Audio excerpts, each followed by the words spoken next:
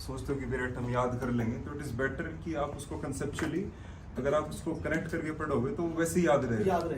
आपने कई बार वो चीज़ पढ़ चुके हैं, जैसे कोई भी मेजर चीज़ें अब आप देखोगे जो आप मेंस में आती हो आपको वैसे पीरियड याद रहते हैं, इवन वर्डिंग्स भी।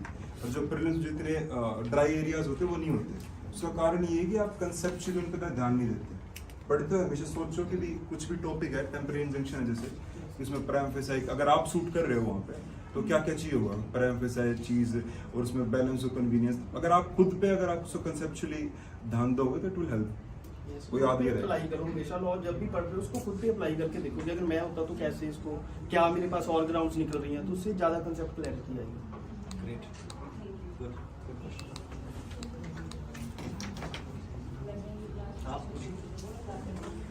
मैम जैसे आपने बताया था कि जो डिवाइन के नोट्स हैं और जो मैम करवाते हैं क्लास में वो सफिशिएंट हैं, बट इसमें बुक्स कितनी हेल्प करती हैं?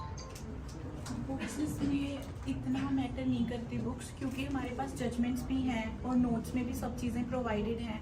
और जो कुछ main important answer point of view से कुछ लिखना है, इंट्रोडक्शन या एंडिंग और कंक्लूजन, वो हमें नोट्स में मिल जाता है सब कुछ। तो बुक्स सिर्फ प्री के लिए मैंने ली थी, यूनिवर्सल की और AK सिंगल की बस, नहीं सॉरी AK जैन की। हाँ जी। Online students, if you have any questions, queries, please.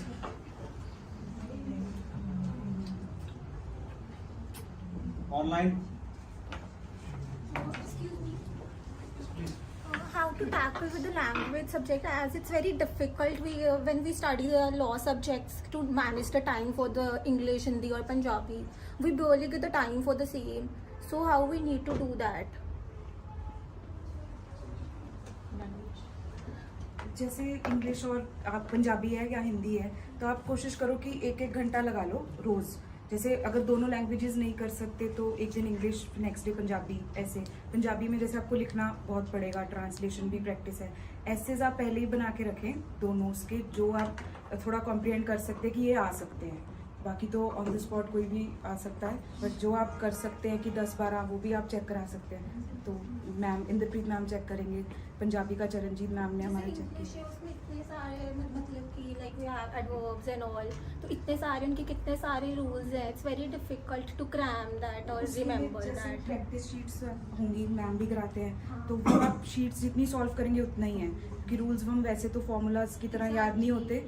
तो जब उसको प्रैक्टिस करेंगे तो वो अपने आप ही आपको आने लग जाएंगे। लैंग्वेज की बुक्स कौन सी प्रेफर करती है लैंग्वेज के लिए, और हैंड राइटिंग कितनी मैटर करती है? हैंड राइटिंग आप जैसे जितने आंसर्स लिखेंगे मेंस के भी आप लिखोगे, ऐसे लिखोगे, अपना फॉर्मुलेट करोगे तो अपने आप आपकी बेटर होती जाएगी। तो जो उसके आप कह रहे हो कि ईडियम्स वगैरह ग्रामर की, तो एक तो उसकी आती है AP भारद्वाज की बुक, वो अपने आप में काफ़ी कंप्लीट है। उससे बियॉन्ड जाना चाहते हैं तो आपको उसकी भी मिल जाएगी, हाँ उसकी इकबाल सिंह की भी, वो भी बहुत अच्छी है। तो दोनों आप मैट कर सकते हैं। हैंड राइटिंग कितनी मैटर करती है? मेरे हिसाब से कि मतलब बहुत अच्छी होनी चाहिए, मीडियम नहीं, लेजिबल होनी चाहिए। आप इतना भी ब्यूटीफाई नहीं करें तो लेजिबल। आपके पास एग्जाम में इतना टाइम टाइम होता है नहीं कि आप होता। बहुत सुंदर लिख कर आओगे, चाहे आपकी जितनी मर्जी अच्छी हैंड राइटिंग है, एग्जाम में इतना टाइम ही नहीं मिलेगा। जब तक लैंग्वेज का पेपर आता है हाथ वैसे ही कांप रहे होते हैं। तो लास्ट थोड़ी क्रिमिनल और पंजाबी के पेपर में तो ऐसा होता है कि आप में लिखने की हिम्मत तक नहीं होती, तो आप इतना लिख पाए कि वो लेजिबल हो। 9th and 10th MBT.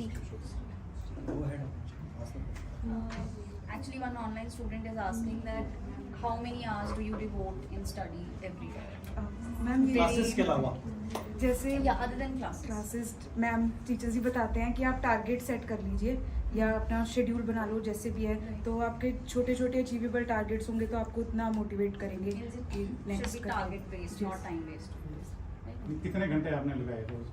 Sir target set करा था कि कितना? जैसे CPC का है तो क्लासेस के अलावा अराउंड जैसे 7 to 8, तो पहले ही था, जब नोटिफिकेशन आ गई तो और भी बढ़ गया सर, फिर तो पता नहीं लगता कि कितने टाइम कर और फिर मैं तो बिकॉज मैं यहाँ PG में रहता था तो यहाँ इस सोशल लाइब्रेरी से वहाँ जाता था मैं। तो सर मैं जब सोने ही जाता था रूम पे, बाकी तो लाइब्रेरी होता था मोस्ट ऑफ द टाइम्स। सुबह उठे, उसके बाद वेंट टू लाइब्रेरी। और आप एक कोशिश करें कि 2 घंटे एटलीस्ट कि एक टाइम है कि 2 घंटे तक मैं नहीं उठूंगा। एटलीस्ट 2 घंटे अगर बीच में उठते रहोगे फिर आपका एक फ्लो टूट जाता है, और आप शुरू में 15-20 मिनट लगता है कि पढ़ाई करनी पड़ेगी, लेकिन आप जब शुरू हो जाती है तो वो इंटरेस्टिंग होती है, नए नए टॉपिक आपके सामने आते हैं तो वो इट बिकम्स इंटरेस्टिंग। तो 2 घंटे सर एक वो होना चाहिए बीच में कि 2 घंटे तक एटलीस्ट बैठे आप। और अगर 9 बजे आए सुबह तो 9 प्लस रात के 9 + 2 सर मैं सीखा 9 से 9 + 2 11 बजे I will go to my home at least. अगर मैं 12 बजे दोपहर में आया हूँ तो 12 + 12 फिर +2 बजे जाऊँगा घर पे। एटलीस्ट पढ़ना तो सर वही है कि मैं तो room was only merely for the purpose of sleeping, बाकी सर लाइब्रेरी होता था।